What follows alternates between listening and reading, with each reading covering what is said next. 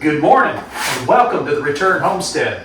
My name is Mike and my wife Marty and I homestead 50 acres in southeastern Kentucky. Today we're back in our 2001 Fleetwood. We're doing a complete remodel. We're working in the kitchen, just getting some drywall mud up on the wall. We're trying to get down to a level 4 so that we can get some paint on the wall. But before we can finish the entire kitchen, first I've got to do some plumbing. We're going to have to work on the refrigerator wall.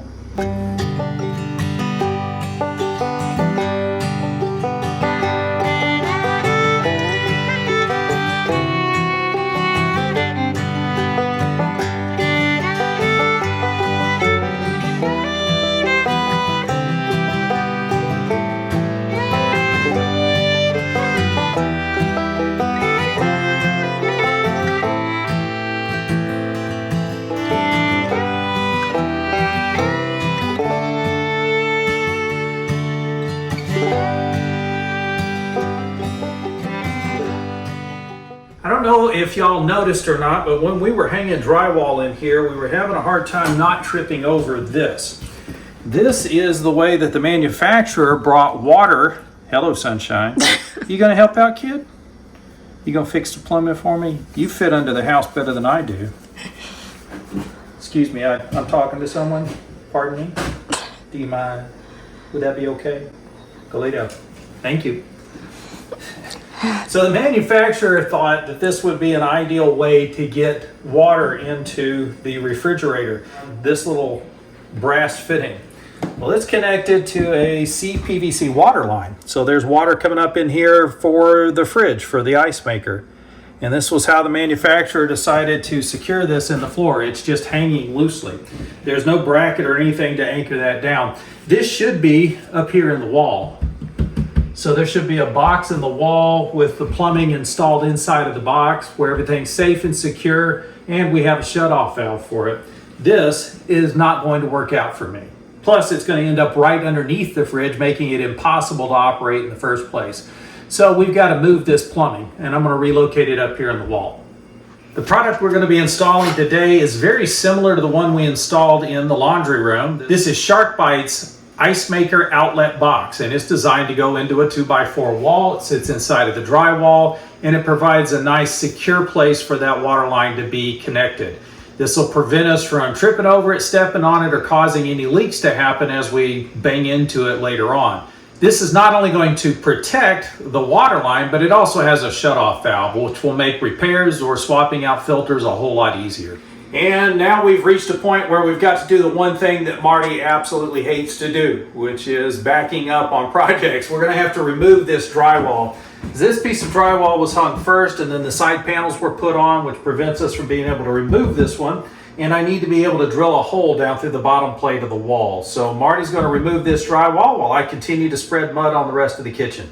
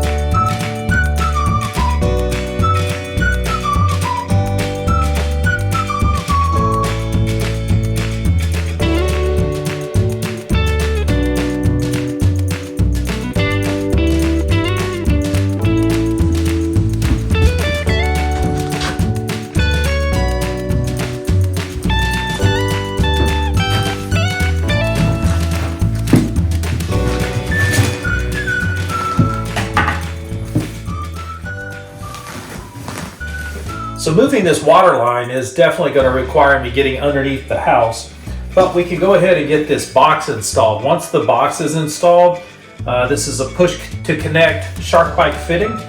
So we'll install the box and I'll go ahead and insert the CPVC pipe that needs to go in there. We'll thread that down through the bottom plate and just shove that into the space below the house.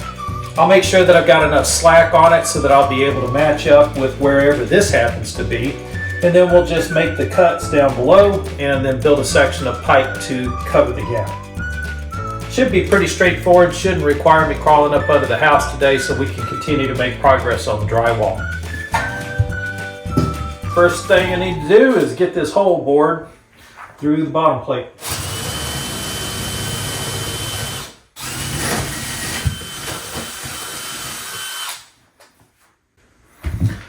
The one thing you want to be careful of when you're putting a hole, not just through your bottom plate, but also through the subfloor below, is you want to make sure that the bit you're using matches the size of whatever's going to go through it. If you've got even a 1/4 inch gap in between the material that goes through the hole and the edge of the hole, mice can get through. So you want to make sure that you keep that gap as small as possible. So there's the basic idea for the installation. What we're doing is mounting this box. It does sit proud of the studs, so it will impede into the drywall, so we've got to cut the hole for the drywall.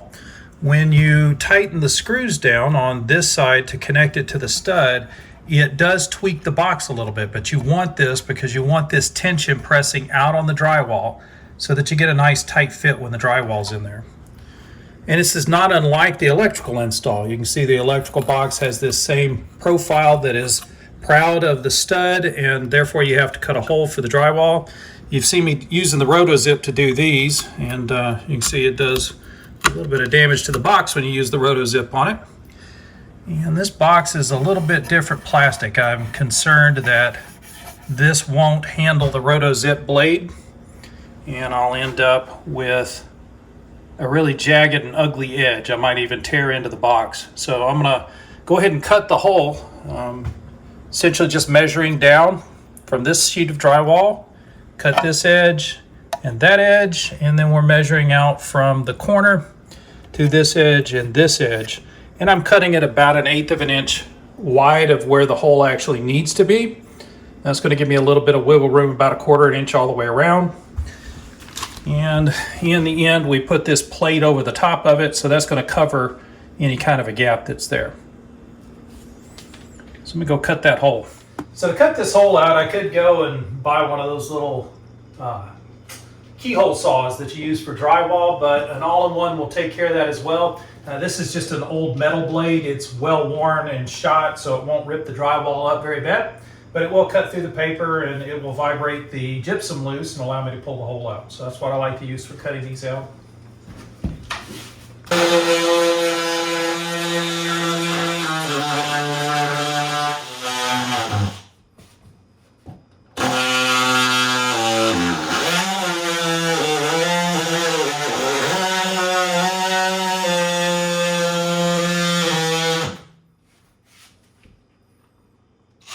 Hey kid, you want to do drywall now, huh? Okay.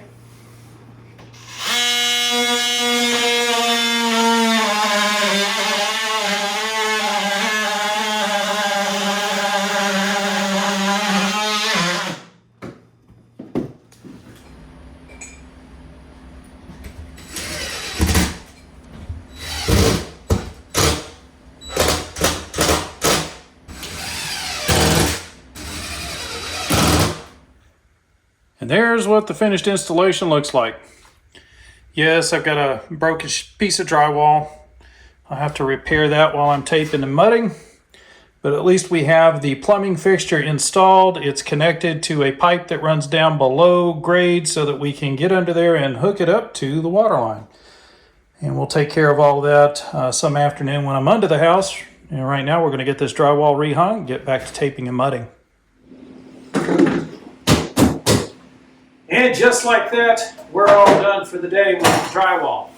So we've gotten a level 1 on all of the kitchen. So everything that we've hung drywall on, we now have tape and mud on it. We've also got a level 3 on a good portion of the rest of the kitchen and a level 2 on a few other places. So we're making progress, heading towards finishing this thing off, getting ready to paint it. Once we get everything to a level 4, which is really just touch up on a level 3 to make sure everything is smooth, we'll break the spray paint rig out and we'll get this thing painted. We'll do it all at once.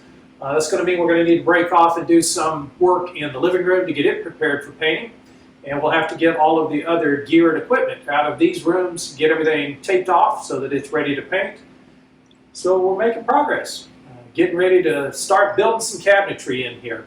And we got our refrigerator water fixed, so we've got a nice fixture box now installed behind the refrigerator.